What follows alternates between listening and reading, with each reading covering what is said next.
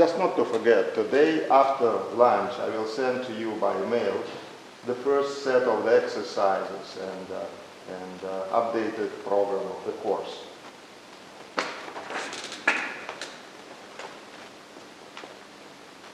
So in the end of last lecture, we have discussed ionization energy loss.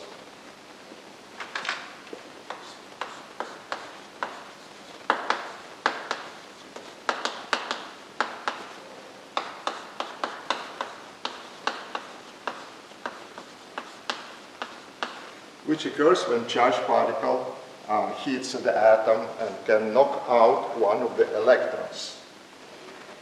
The dependence of energy loss per unit of distance, dE over dx, as the function of momentum of particle, according to the formula which I have presented last time, looks like the following.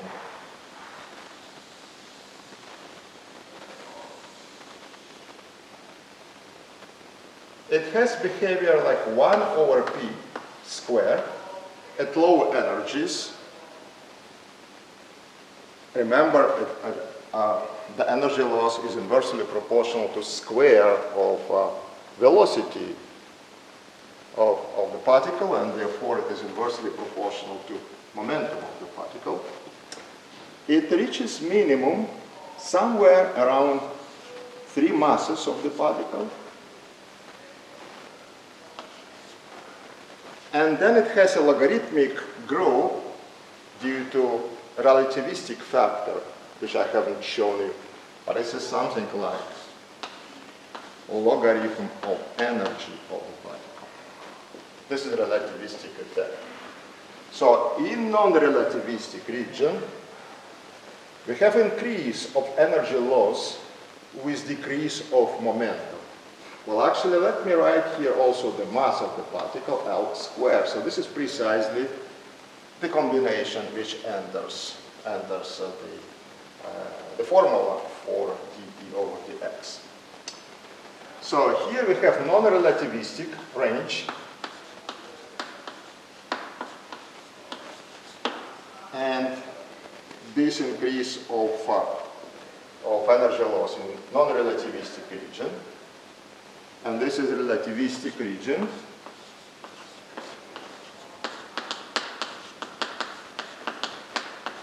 And the momentum is bigger, or substantially bigger than the mass of the particle. We have here a logarithmic growth. So the key point that in this non-relativistic range, for a given p, the more massive particle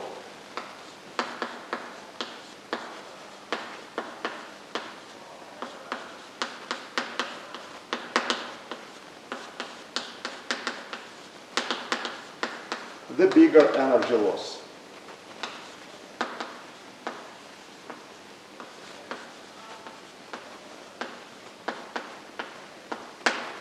So if you have the same momentum particle and the mass is big, then it slowly moves and it slowly crosses the atom, and therefore it has better chance or bigger time to knock out one of the electrons. We also discussed radiation energy loss, and as you remember, the radiation energy loss is proportional to the energy of the particle and therefore momentum, and typically what we have, the radiation energy loss has such a behavior. So if this is logarithmic scale, then it can go down. So this is radiation energy loss.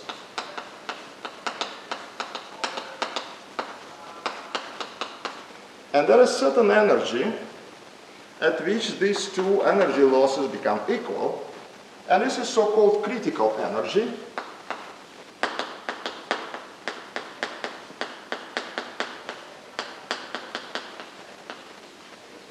At which dE over dx radiation equals dE over dx ionization. So this always happens because here we have logarithmic weak dependence, and radiation loss increases with energy linearly. So to say we have equality in this point of E over the mass of the particle, and that should be equal to logarithm energy. So this is from ionization and this is from radiation. And therefore critical energy can be written as the mass particle square, or A, multiplied by logarithm critical. So we can neglect this dependence, and clearly from this formula is that the critical energy is proportional to the mass of the particle squared. So the heavier particle, the bigger the critical energy or critical momentum. And for instance, for proton, critical momentum is 6 orders of magnitude bigger than for electron, and therefore for proton, in the most interesting region, the ionization energy losses dominate. For electron, as an example, the critical is around 7 MeVs. So for electron, above 7 MeVs, radiation dominates. At lower energies, ionization is the most dominant. And therefore you can count what is, so this is for electron, what is critical energy for proton, and it will be 4 × 10⁶ times bigger. You can count what is this. So let me give you one example, and you will have more to solve as a homework.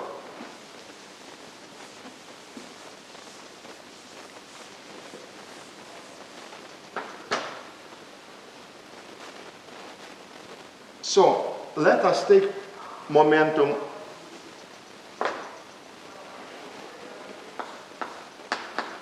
(300 MeVs).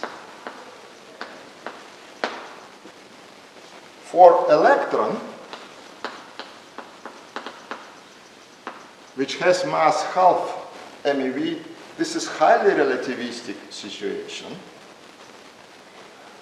And this momentum is much above the critical energy. And actually critical energy, what I have shown you, 7 MeV is in lead. So this, I have shown the 7 MeVs. And this is in lead. So for electron, what we have that P is much bigger than P critical or energy critical. And the energy loss is 300 over 0.56 MeVs. And remember, that was radiation length. And the energy loss is the energy over radiation length. And that will be 535 MeVs per centimeter. So which means that electron with such a momentum very quickly loses the energy even in the plate of the lead of the size 0.5 centimeters, because this is even bigger than initial energy formally, right? Because we need to make some integration to find exactly the question. So that's even bigger than initial momentum, and therefore already say around 0.5 centimeters thickness of a layer is enough to essentially stop electrons. In contrast, for proton,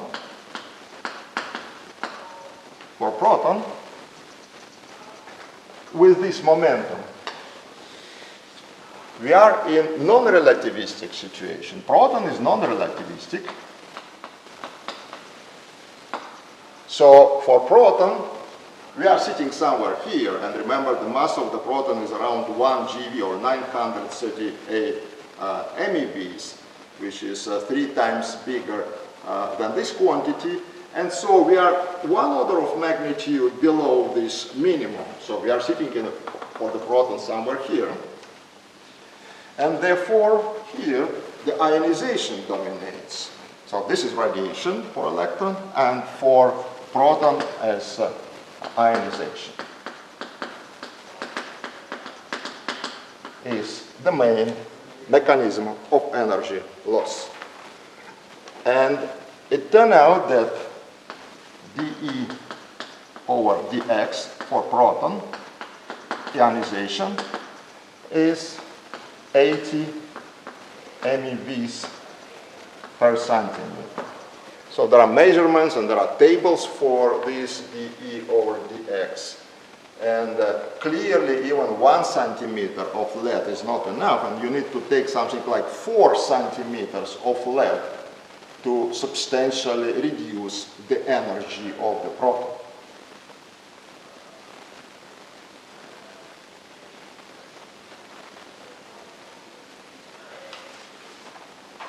Questions?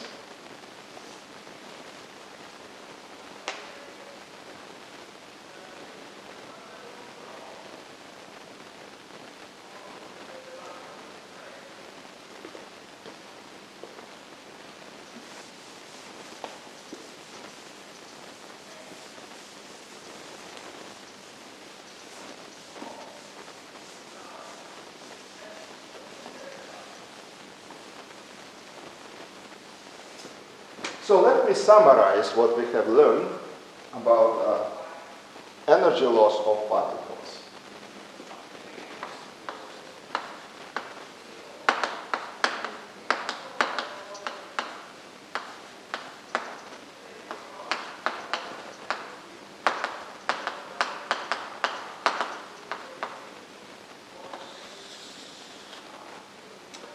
So radiation. And we compare dE over dx. So let me lock the door because there's a voice from.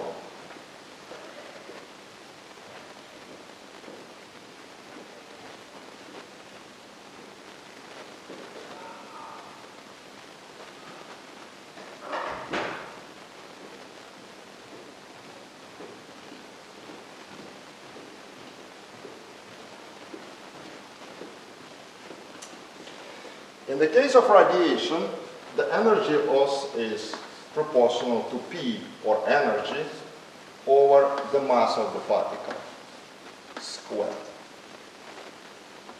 In the case of ionization, we have ml squared over momentum squared. And just to have the same units, I should add me. This is 1 over the mass of the electron. The crucial point is that here we have m squared in denominator, here in numerator, and we have p here in numerator and here in denominator. So in a sense, it's opposite dependencies for ionization and radiation. So, with decrease of P here, dE over dx decreases, and here dE over dx increases. And this is important, and we will use this and we will discuss this when we look for tracks of different particles.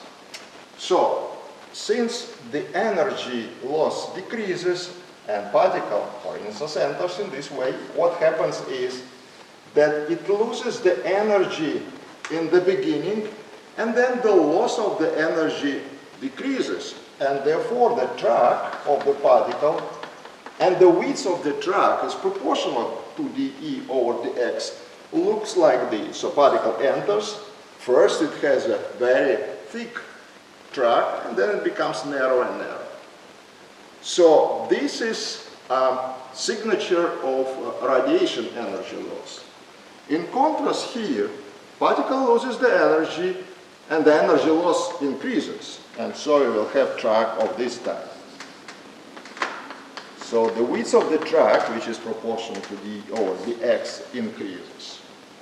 And so when we see the tracks of the particles, we can guess, once we know from which side particle enters, what is the dominant energy loss. Now I will continue here, this table. So this is radiation and this is ionization. Here dependence 1 over ml square. Here dependence is ml square, so opposite. Now another interesting feature is that radiation energy loss is proportional to z squared. Remember, we have coherent scattering in certain range of energies on the nuclei, which produces effect proportional to z squared. So z is number of protons in nuclei, and if they have coherent scattering, then the effect is proportional to square of number of particles. Here we have z dependence.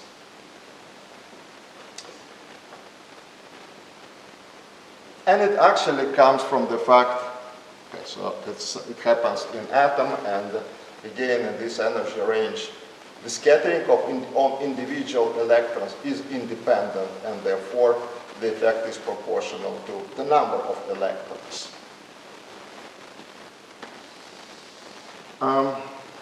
Then the conclusion, which actually we could do already from the example we have considered, that in heavy elements,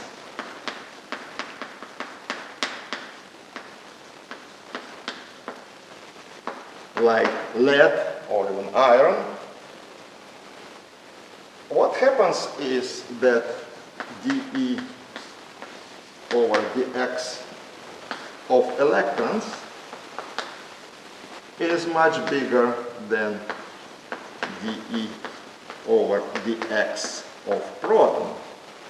Again, come back to the example which we have considered, and for electrons we have 500 MeVs per centimeter energy loss in our example, whereas for proton the energy loss was something like 30, 40 MeVs. So this situation changes for lighter elements, and you will have some exercise. In lighter elements,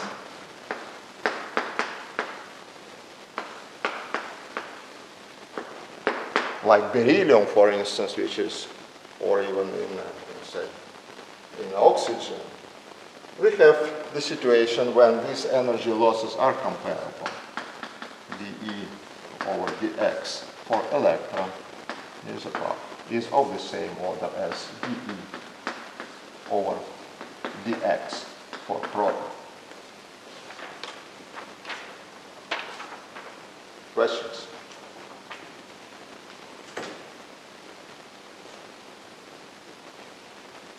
So what I want to say that, for instance, during exam, I can ask questions of what is dependence of energy loss, say radiation energy loss on mass of the particle on momentum. Of course, you may not remember all the formula. However, the main dependence is, I think you should know. So that things like this. You should know or remember or recover, as I was saying, knowing the physics of the process. Like what we had discussed in the case of radiation, what is important is acceleration of the particle or deceleration. So that's what actually produces radiation. And therefore you can recover dependencies like this.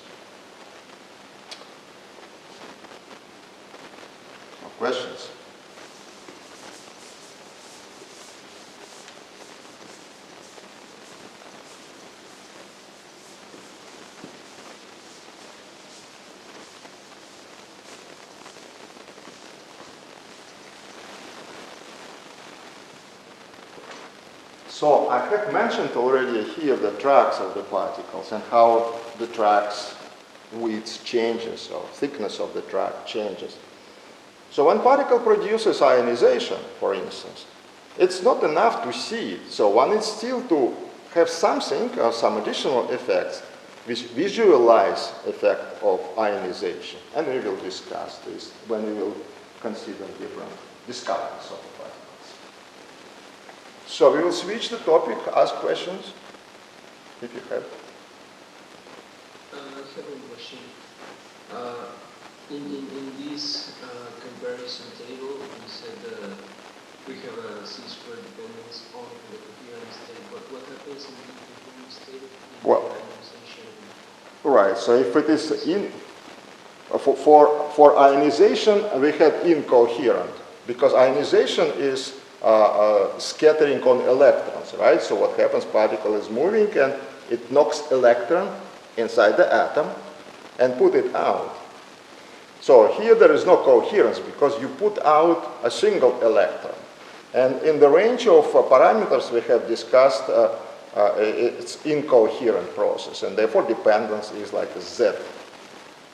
It's for radiation, Z square, and this is due to scattering on nuclei. Now, if you go to lower energies, say below the size of the atom, when you could expect kind of coherence, the effect is becoming small because the energy of particles should be small enough to have wavelengths bigger than the atom. And therefore, this energy will not be enough to ionize atom, say, at least from the lowest energy states.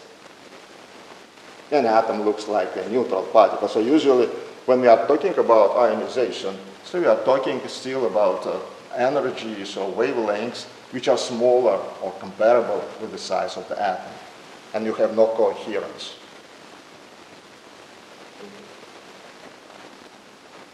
More questions?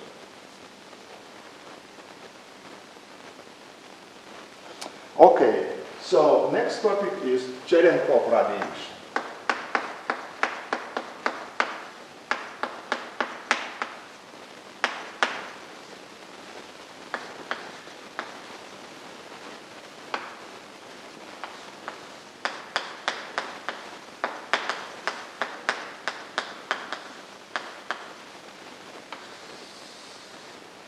Who knows what is Cherenkov radiation? If some of you learned this or not, tell me.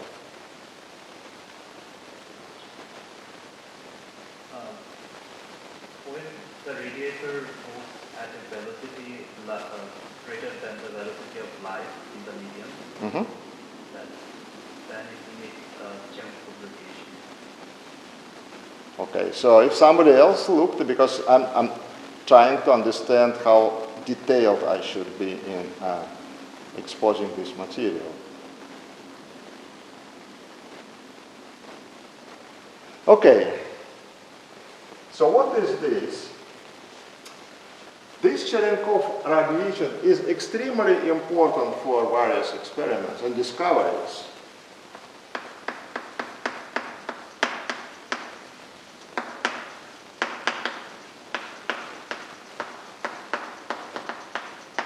And we will discuss a number of discoveries in experiments which are based on detection of Cherenkov radiation. Another very interesting and important thing, although we can use this radiation to detect particles and to study its properties, the energy loss is very small.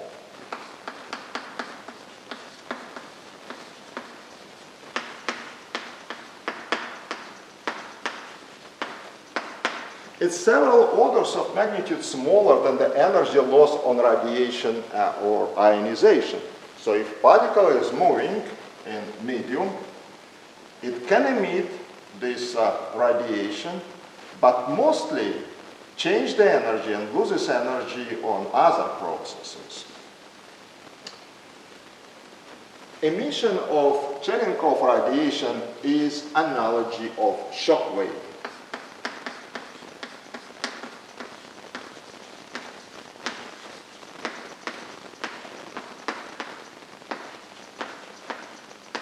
Shockwaves production. When objects are moving with velocity bigger than velocity of sound, for instance, in atmosphere. So let me first discuss what is the mechanism.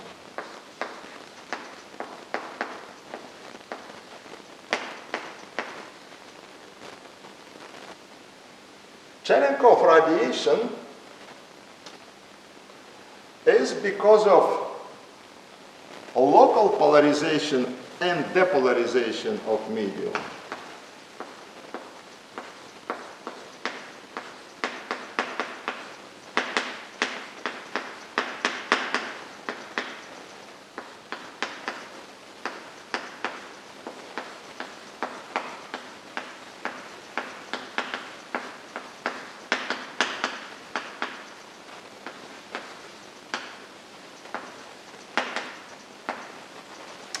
And that, what is important, occurs in dielectric media.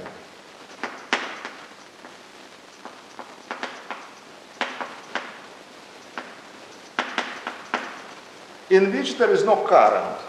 So what happens is that, of course, if you have charged particle and it moves in conductor, it can also produce some effects, of course, but because of current, this polarization disappears, or all kinds of the effects of this type. So you need to have dielectric medium which produces such an effect. Also to say insulator. Now what happens if charged particle is moving in this medium?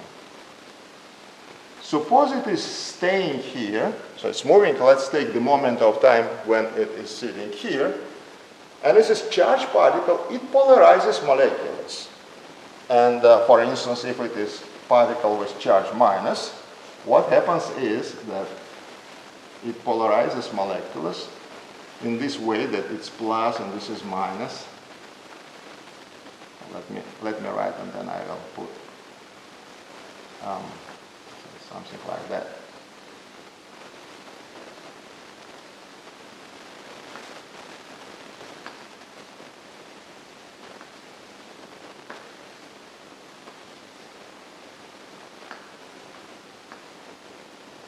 So this particle is minus charge. And that is the plus minus, plus minus, plus minus, plus minus, plus minus. And of course, the further from the particle, the less polarization. Here it will be something like this, and the big distances, there is no such a kind of polarization, it disappears. It's plus, minus.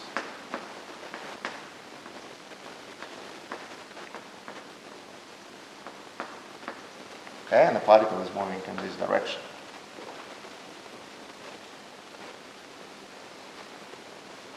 So this can be described as a kind of big dipole, effectively. So the particle is sitting somewhere here, and it creates kind of a local charge of dipole type with plus here and minus here. When molecules are polarized, they can emit the light, electromagnetic radiation. When particle passes, then the molecules turn back to original state, so they depolarize, and again can emit electromagnetic radiation. And this is Cherenkov radiation. So Cherenkov radiation is the one which is emitted actually not by the particle itself immediately. So when people are saying, oh, particle is moving and radiate Cherenkov light, what actually radiate is the medium, which is first polarized and then depolarized. Of course, by the forces induced by our charged particle. So particle polarizes medium, and that emits the light.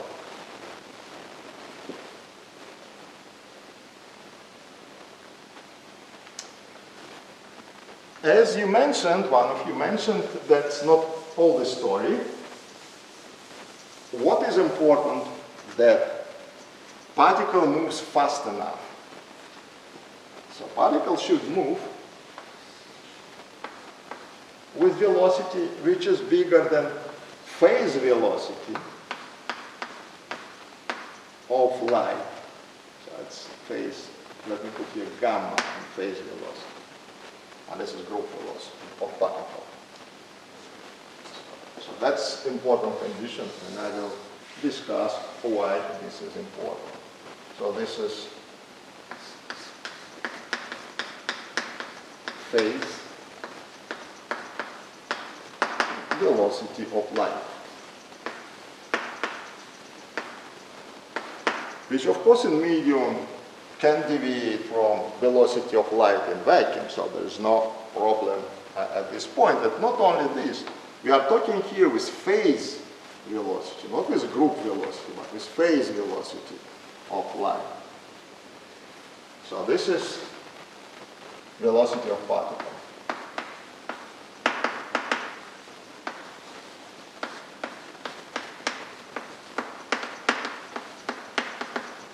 Under this condition, the coherent front of radiation is formed.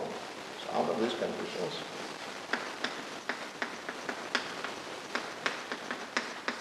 coherent front of radiation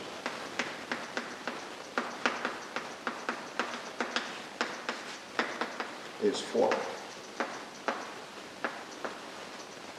You see, again, we meet this coherence. And again, I urge you to repeat what we did last lecture, because you will meet coherence in many, many places of our course. And here we deal also with coherence. So if particle moves with group velocity, which is bigger than the phase velocity of light in a given medium, then coherent front of radiation is produced. And actually it is this coherent front which we call Cherenkov radiation.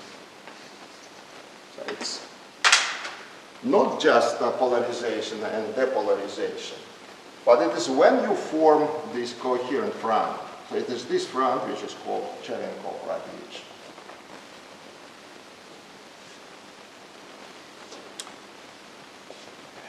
In the opposite case, if it is smaller here, then there is no front. There is no coherence. There is no enhancement of the effect of radiation in certain space points. So what is phase velocity? Let me remind, I hope you remember what is this. Phase velocity.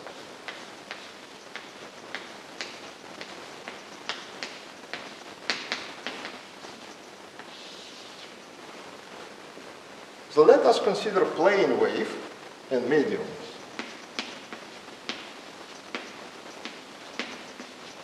It is proportional to exponent minus energy T minus K, momentum, N, and X. So, in medium, what we have appearance of N, which is refractive index.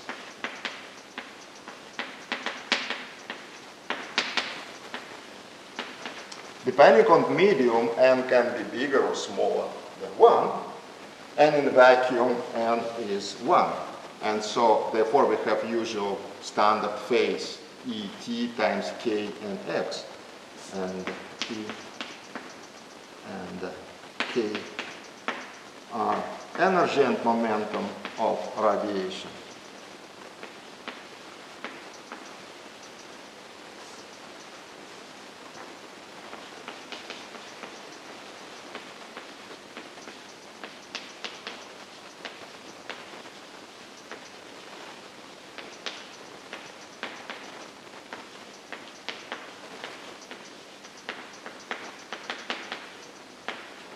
So the phase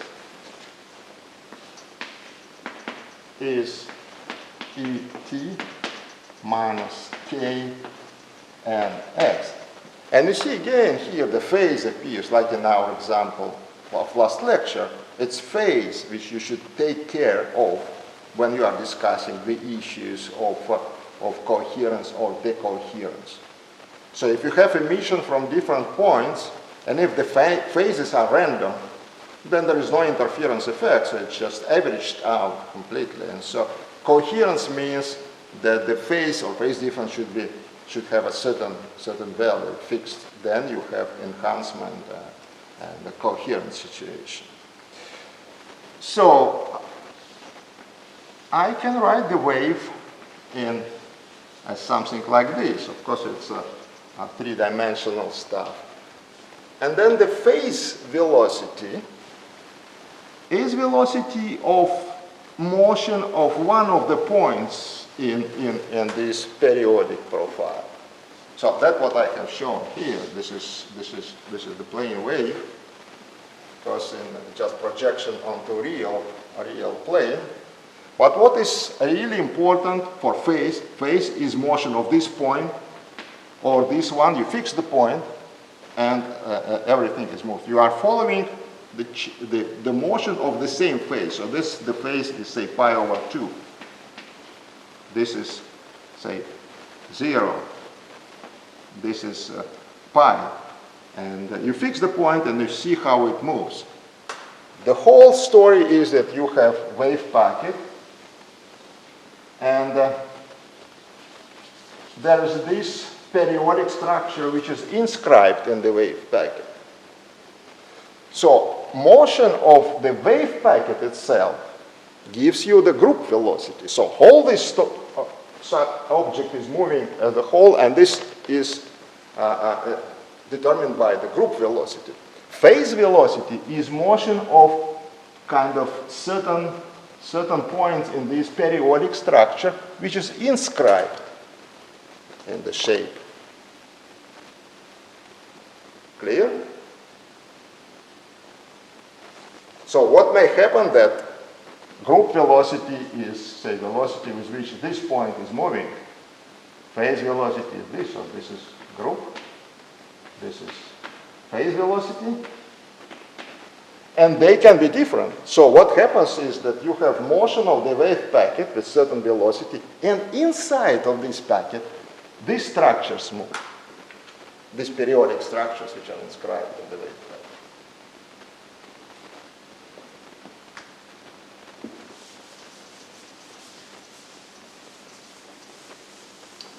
So what we do, we are following the certain point in our periodic structure, that is Et minus K and X is constant.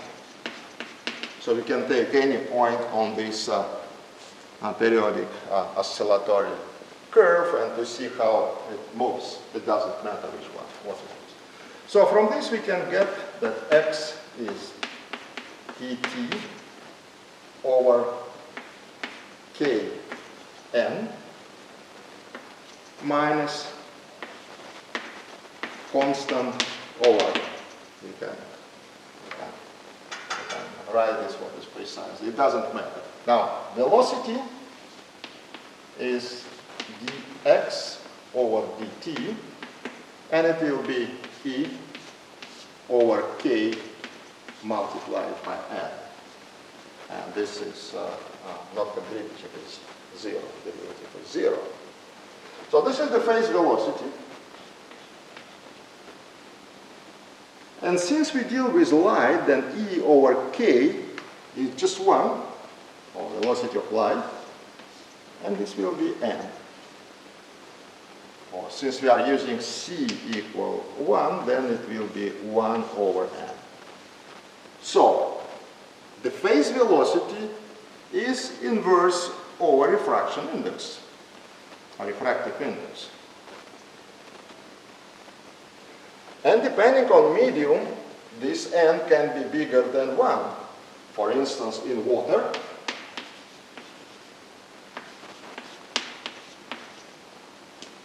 N is quite big, 1.33. And so you may have quite significant deviation of phase velocity from the velocity of light in vacuum by 30%. And actually water is used very often as a material in which you observe the Cherenkov radiation. Okay?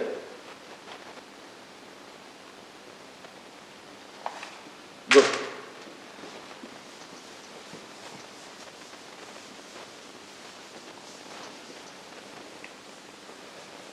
So now let us consider how this coherent front of the light is formed.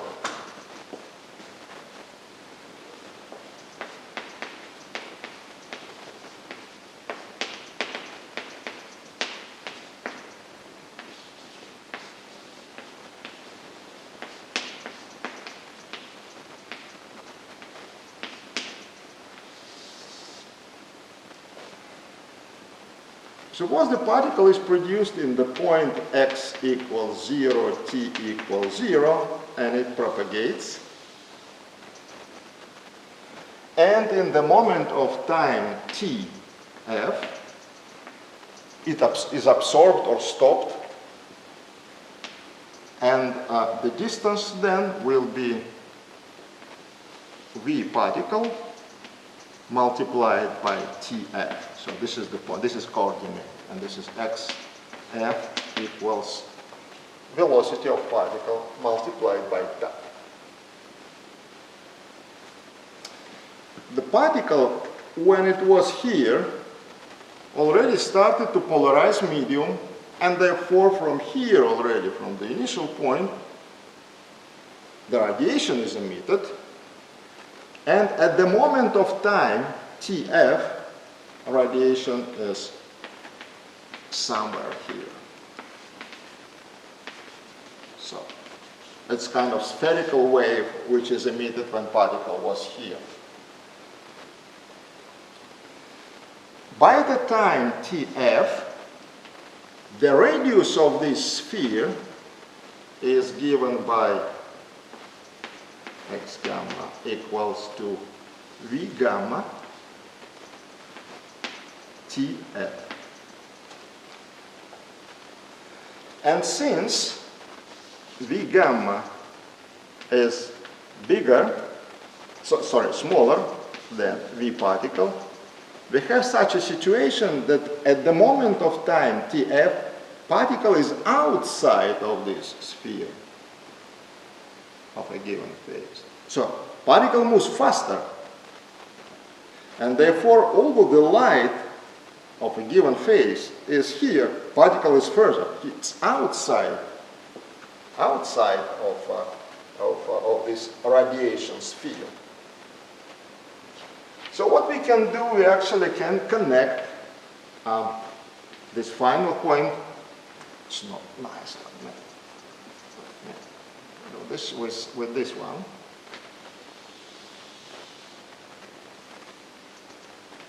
And actually when particle is here, it just started to radiate. So it also produces very small sphere, just a point. We have such a kind of triangle, right? So that's also x gamma. So we have this sphere. The angle theta in this direction to this point when it touches, the line touches our sphere, cosine theta equals v gamma times tf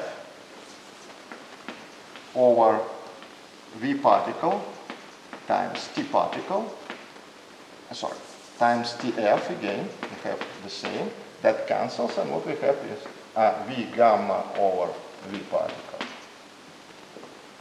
So the angle which connects the center of this initial point to this line, which is touching our sphere, is given by the ratio of velocities.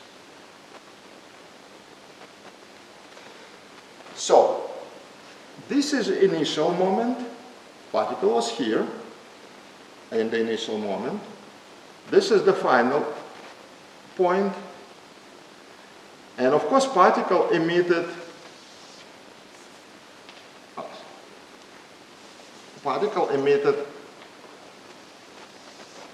when it was in any point in between. And so then the spheres which are emitted from other point of the trajectory are something like this. So when particle was in initial state, it produces the light which in the moment of time Tf is in this sphere, on this sphere.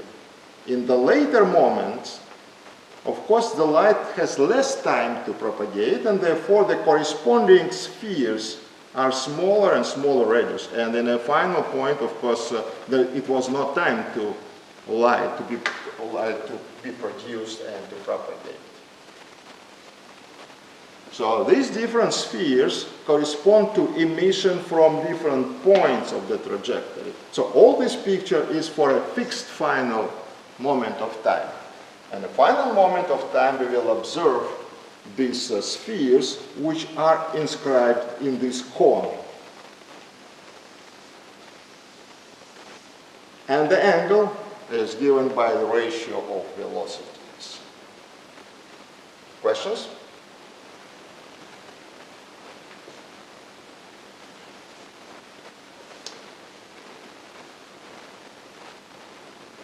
So next point is, let me prove that actually... What? Could you repeat the pictures? Okay. So in initial moment, particle was here. And it propagated till this final point, and it propagated time Tf. So all this picture is in the moment of time Tf. What we see in the time Tf is the following. We will see different spheres of the radiation. So this is radiation, and these are the spheres, the surfaces of the same phase. When particle was in initial time, it emitted the light, and light propagated time Tf. And so this is the sphere which the light occupied, which was emitted in the initial moment. Other spheres correspond to the situation when particle moved, say, to this point, and then emitted. And therefore the corresponding sphere is smaller because the time of propagation of light is small. Now let me derive this formula for the spheres. I want to prove that this line, which we actually drawn by using initial sphere, is actually touching all the spheres which are emitted in later moments of time. So let us consider the situation when particle was produced here again and x equals 0. It propagated to the distance xp and emitted from this point, and finally we have this xf final point. And so we are wondering what is the size of the sphere which is emitted in this point. So we just take a fixed point, but you need to repeat this for any point along the trajectory. So that's xf. This is the distance which light propagated. Again, let me repeat, particle was produced here. It propagated till the point xp, and then emitted light in this point xp. And then this light propagated and occupied this sphere. So this is the sphere of equal phase, along which the phase is the same. So let us find what is this. So it's gamma. And again, we always consider moment of Tf. So particle propagated from initial point to xp during the time t, which is xp over velocity of particle. Then the time for light to propagate is tx equals t final minus tp. And that will be t final minus xp over v of particle. I don't know if you see this or not. Tell me, otherwise I will repeat this in different place.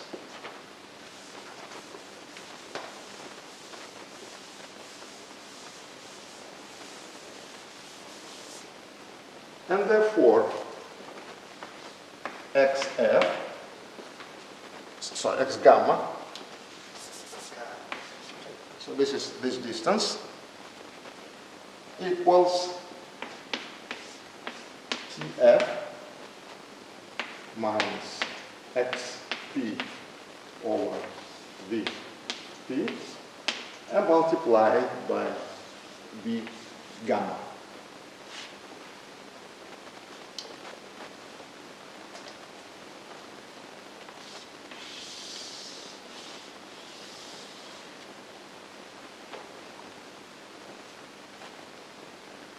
Now let us check that this formula gives correct results. If xp equals 0, that this particle is in this place, what we will get that x gamma is tf multiplied by v gamma. This is what we had before, right? So now, if xp equals xf, so particle is here, then what we will get that x gamma equals 0.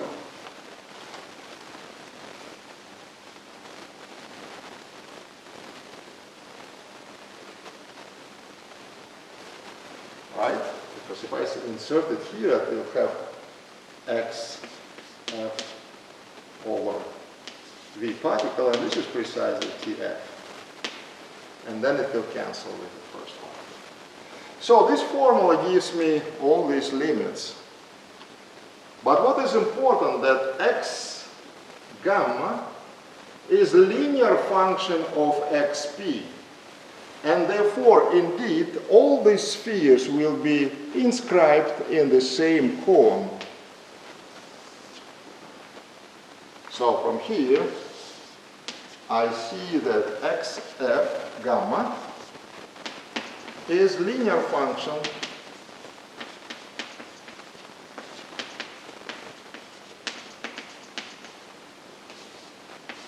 of xp of this point. And it is equation precisely which describes the form of this line, which touches all the spheres. Please repeat this again. This is nothing is complicated. So what happens, let me repeat again. Particle propagates. It emits the light from each point of trajectory. And of course, the light which is emitted from the beginning occupies the biggest sphere because it has more time to propagate. And the light emitted from the final point had no time to propagate. So it's still somewhere here. But you have, of course, these spheres everywhere, which is related to each of the points of the trajectory.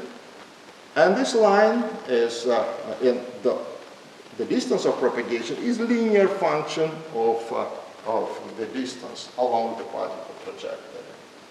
Bottom line, that all these spheres of equal phase are inscribed in this cone. So eventually you have three-dimensional picture, so you have the cone and the spheres which are inscribed in this cone.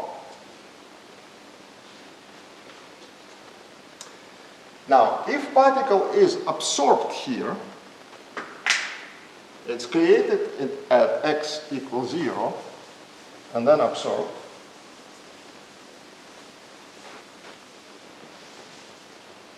what will happen is that this front will continue to move.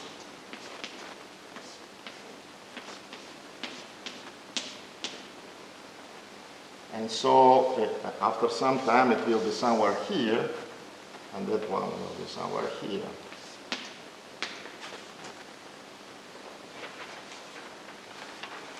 So let me draw a picture again. So that is the trajectory of the particle, and then we will have the fronts which propagate in this way. So what we have discussed, we discussed an initial moment like this, but then these fronts will just simply propagate. Of course, if particle had longer trajectory, it would be wider. And this is, again, in 3 dimensions. It will be something like that. So let me draw now.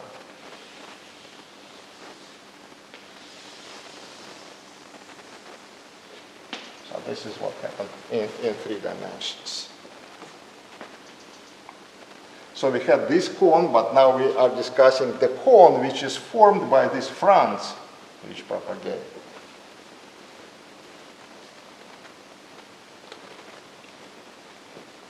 This angle, again, let me repeat, the angle of propagation of the fronts is given by ratio of velocities, v gamma over v particle,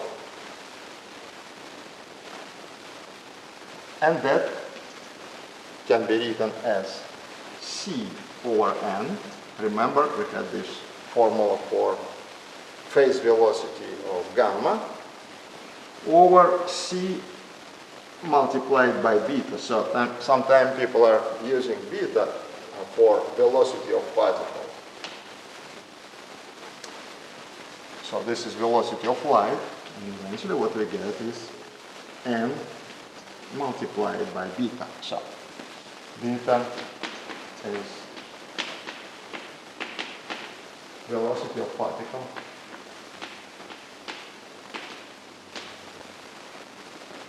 in units of c, velocity of light.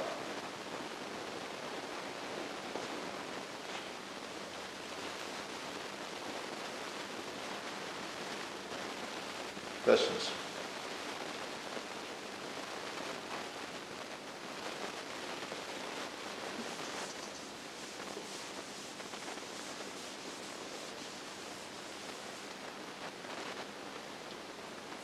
Now, you may ask question, where is coherence? The spheres which I have shown you are the surfaces of equal phase. So, light is emitted from a given point with certain phase, and then this phase propagates. Say the phase is 0, and therefore this is the surface of 0 phase. Remember that. So we have this oscillatory picture, and for instance, we are following a propagation of this point. So it's produced with phase 0, and after time tf, this phase 0 emitted from such a point will be here. The waves emitted from this point also will have initial phase 0, and this is the surface of equal phase, and therefore this also phase 0. And therefore all these waves along this line will have the same phase. And you can define some kind of course not just one line, but some layer quite narrow, with all the phases to be equal. And that produces coherence. Now, if you go, say, outside of this narrow layer, you will have the phases of waves produced from different points which are random. They are not random, but they are different. And therefore, in all other points, the phases are different, and so you do this averaging over phases, and there is no coherence. Coherence is here. there is no coherence outside this front. The waves cancel each other because of the difference of the phases. Clear?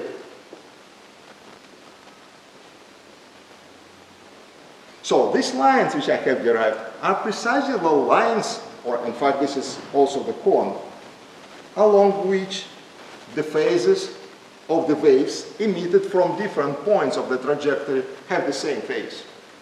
So they enhance each other along these lines, and they cancel each other outside. And so this is how the track or kind of front of coherent light is produced.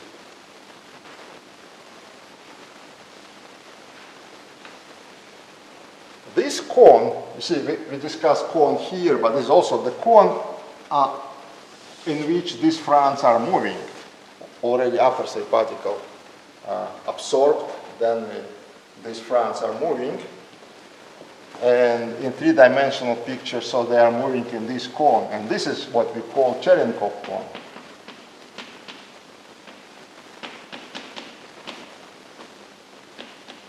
And Cherenkov cone has the angle theta. Let me write it again as 1, or cosine theta, equals n times beta. Excuse me, I should put here cosine. Right, it's cosine of theta. This is what we have determined in the beginning.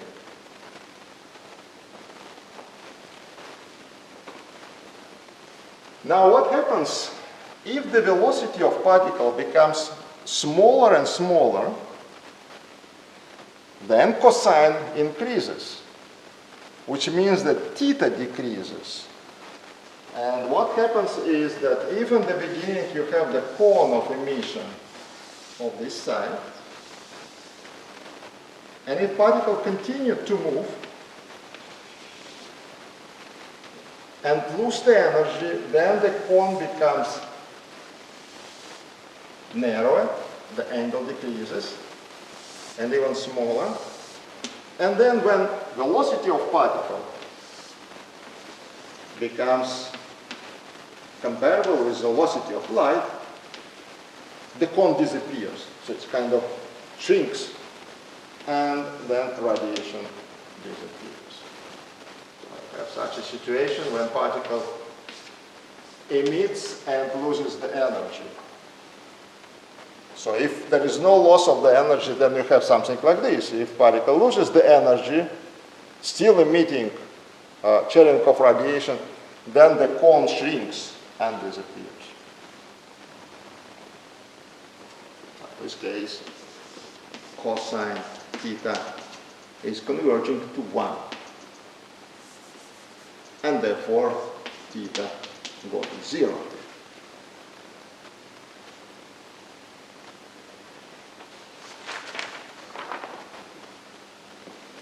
Final point, which I want to make, is the following.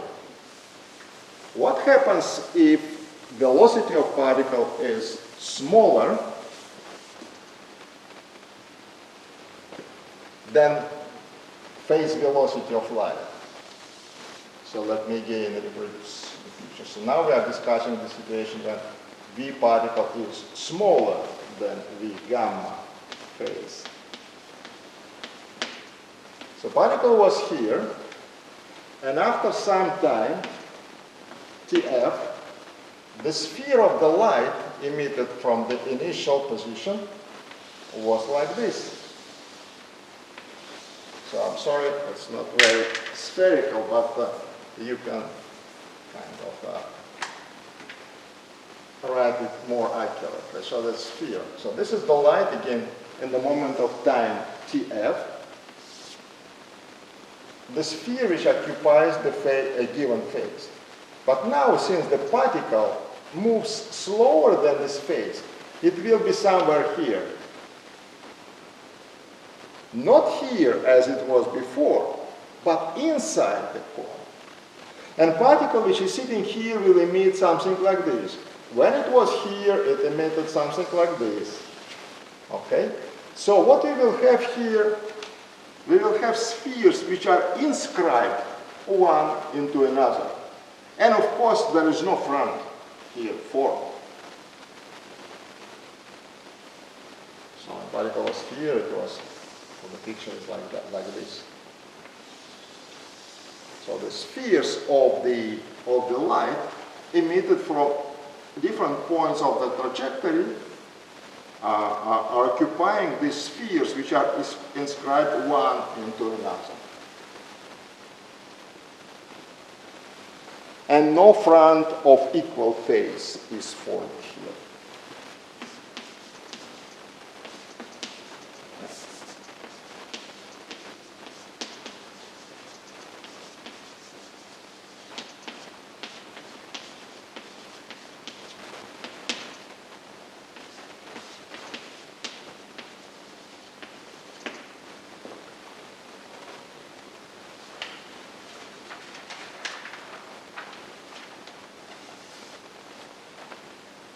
Questions?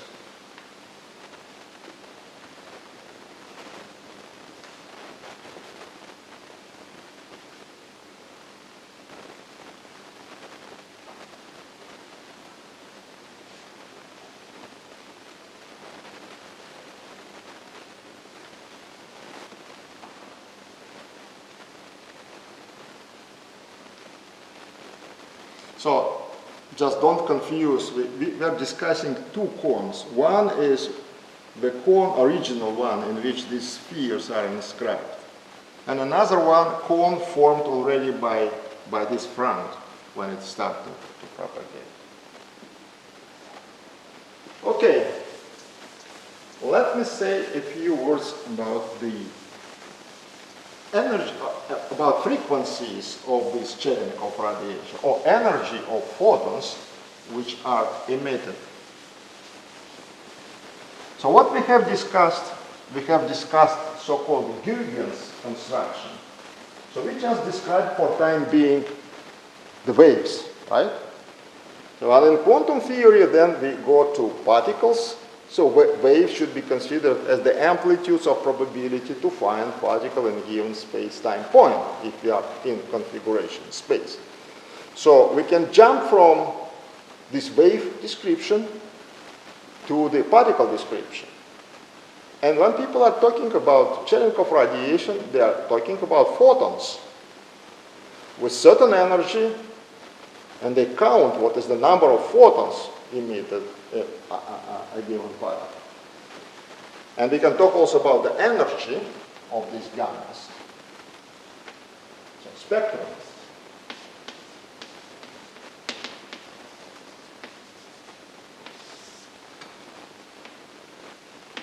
Number of photons emitted along the unit of length with a given lambda, gamma, is described by the formula 2 pi charge square, and then 1 minus 1 beta square n square, and 1 over lambda gamma square. So again, let me give you this formula without derivation. And this formula has actually been obtained by Tam. He got Nobel Prize for explanation of this Cherenkov radiation.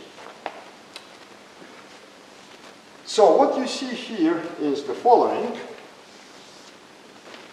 dn over d lambda as the function of lambda has very typical dependence. So it's 1 over lambda squared, which you see here, but then reaching certain lambda, it decreases and becomes 0.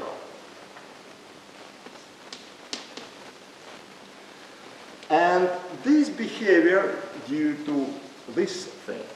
So the point is that refractive index also depends on lambda. And with decrease of lambda, when lambda decreases, n increases. Sorry. N converges to 1.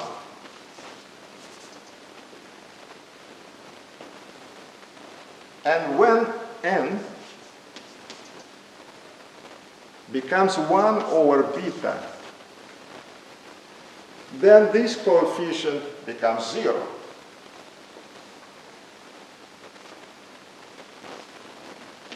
So when lambda decreases and the photons becomes more and more energetic, then n refraction effect decreases, and therefore n converges to 1, to the situation in vacuum.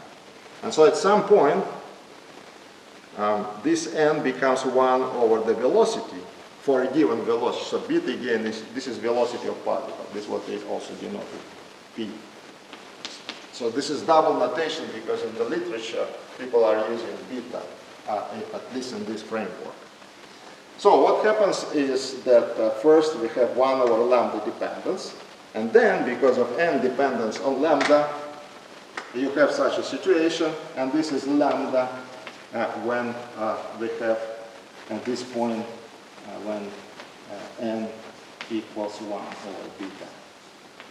So that's 0.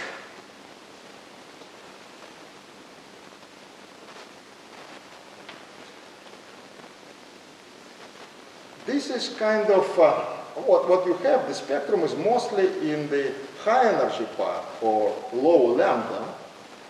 And it turns out that this Cherenkov radiation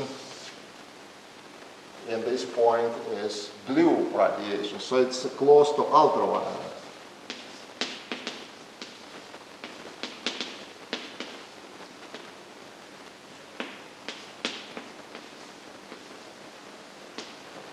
I will show you eventually, I hope I will show you, maybe by the end of this week, some slides.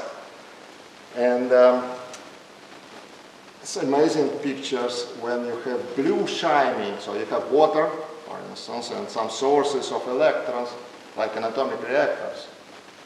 And these electrons emit Cherenkov radiation, and the water is seen as a blue one because of this Cherenkov radiation.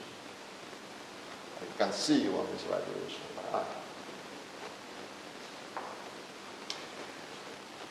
So as I said, this is very important. Radiation which is used to measure the properties of the particles. So let me discuss so-called Cherenkov rings.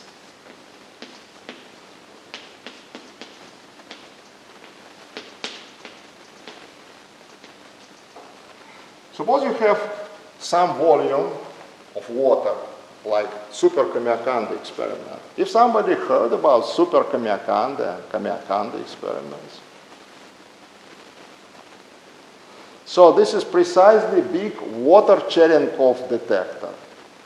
It's huge. It's size of 40 meters tall and 40 meters in diameter, even more, in Japan. And it's filled by water. It's like here.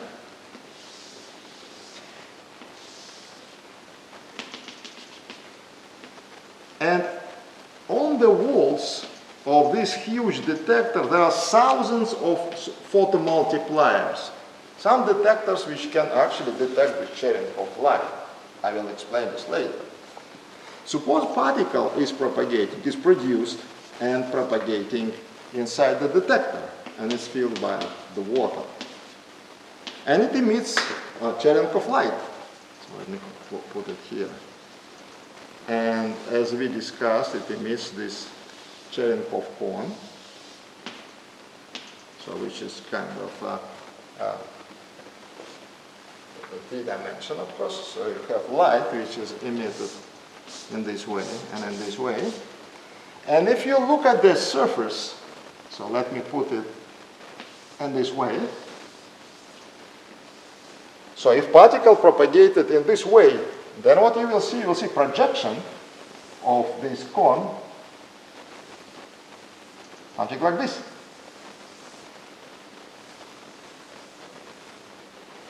So I just put these walls and kind of put it in a visible way. So particle propagates in this way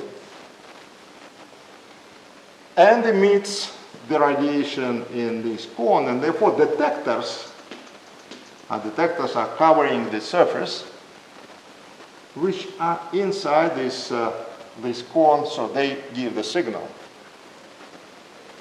And there are beautiful pictures with many of these Cherenkov cones obtained by Super Kamiakande. So this is what they are observed. And now you can use these cones to get a lot of information.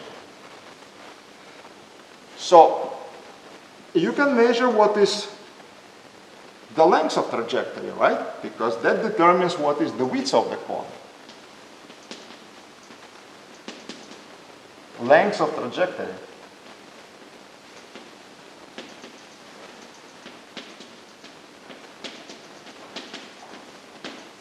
And this is important because if you know the length of trajectory and if you know what is the energy loss of the particle, you can measure in this way the energy, right?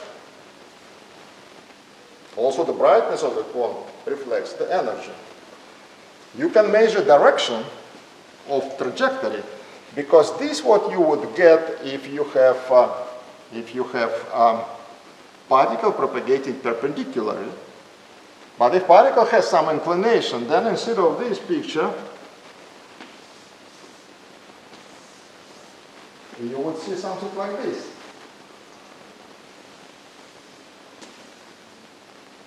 Right? So, looking at the shape of this Cherenkov, now it's called Cherenkov ring, you can also determine the direction. As I said, you can determine the energy of the particle, its direction, and then energy.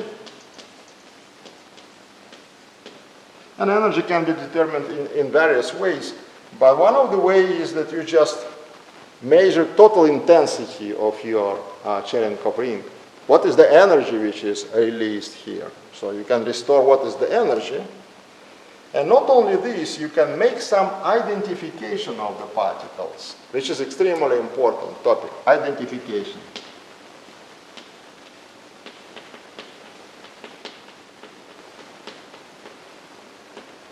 Which means that you can say what is the nature of particle. How one can do this? And actually the level of identification is very good.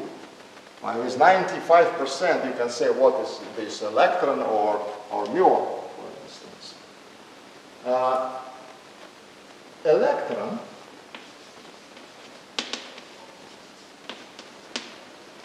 suffers from so-called multiple scattering.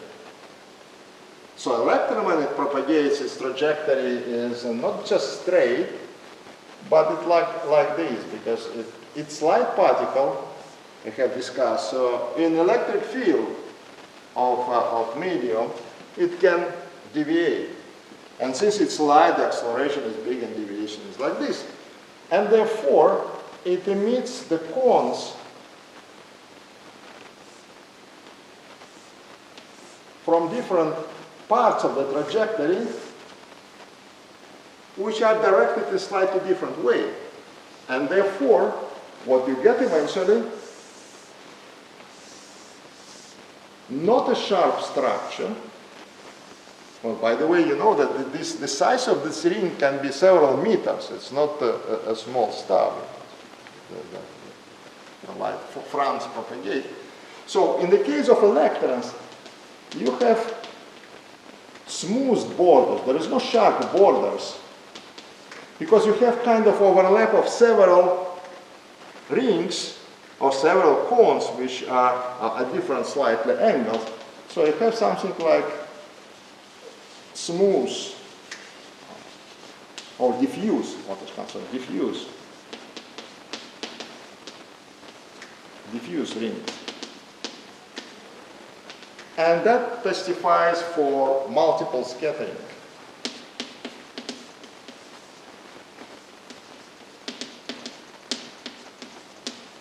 of particle which produces the Cherenkov radiation. There's another particle which is called Muon, and we will discuss these particles, which is almost 200 times heavier than the electron.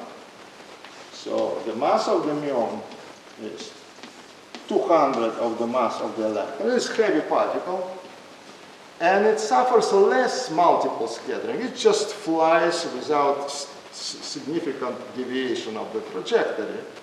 And therefore, the ring, which is produced by Muon, has a sharp borders. So for Muon, you have really, at least outer borders are sharp. So that here you may still have some diffusion, because cone shrinks. But the outer borders of the ring are very sharp. So, and this is for Muon, and this is for electron. And with very high probability, they can identify what is the nature of light. Questions?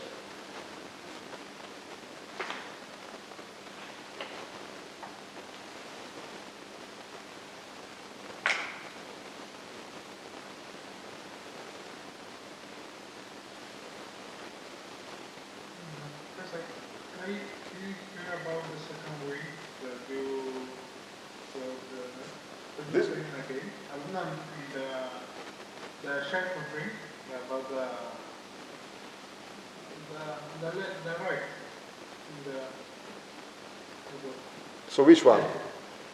About this one? Or this? This?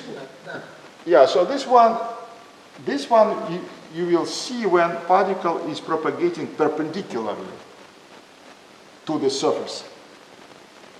When it is inclined, suppose you have trajectory of this way, then it will produce ellipse, not a ring, because of trajectory is inclined, and then you project the cone and it will be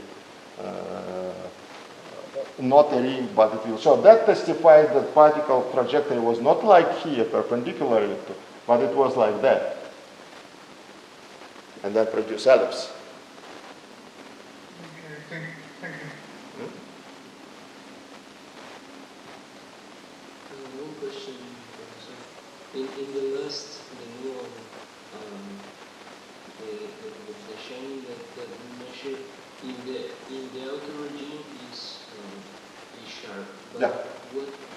what information can you obtain from the regime that is inside the ICTP? Well, it's energy loss, because this kind of diffuse occurs because particle loses the energy and the cone shrinks, remember? So the angle becomes small. So it testifies the level of energy loss. You see how rich information is. So although we do not see this particle, it can be electron which is propagating this, but observing this meter size or even 10 meter size of the rings, we can extract a lot of information about the particles. This is what I want you to really to know very well. So how we are getting information. So what is behind parameters of particles which are obtained.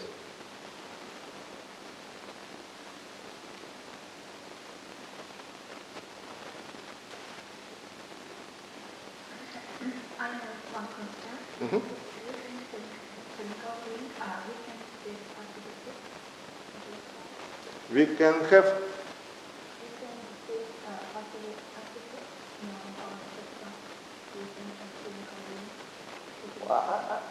I mean, I'm not sure. So what you are saying is we can determine the nature of particle by looking at the Cherenkov rings.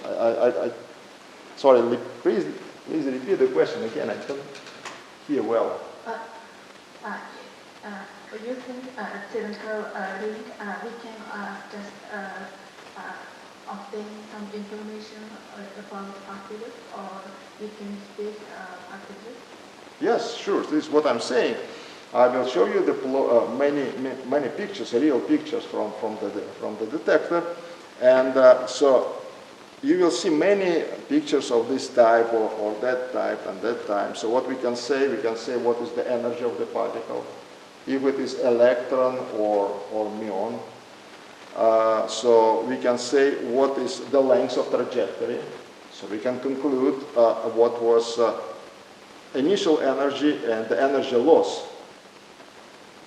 Because if a particle loses the energy very quickly, then the track is very short, right? And therefore, the width of this ring will be very narrow. And so if particle loses a lot of energy, then what you will have for big energy loss, you will have everything will be filled in here, right? Because you start with big cone and then energy loses and it shrinks. And in the end of the trajectory, the cone will be narrow. So then everything will be filled in. Energy, direction, nature of the particle, yeah? And of course it should be charged particle because neutral particles don't produce this. So you can say, yes, I have this charged particle. Now, the energy loss, using this, you can conclude what is the mass of the particle even.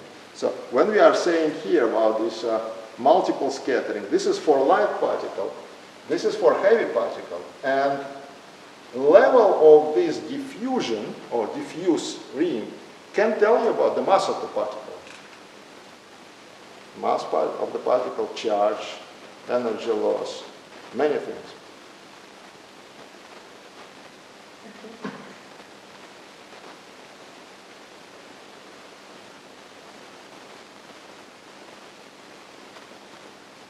More questions?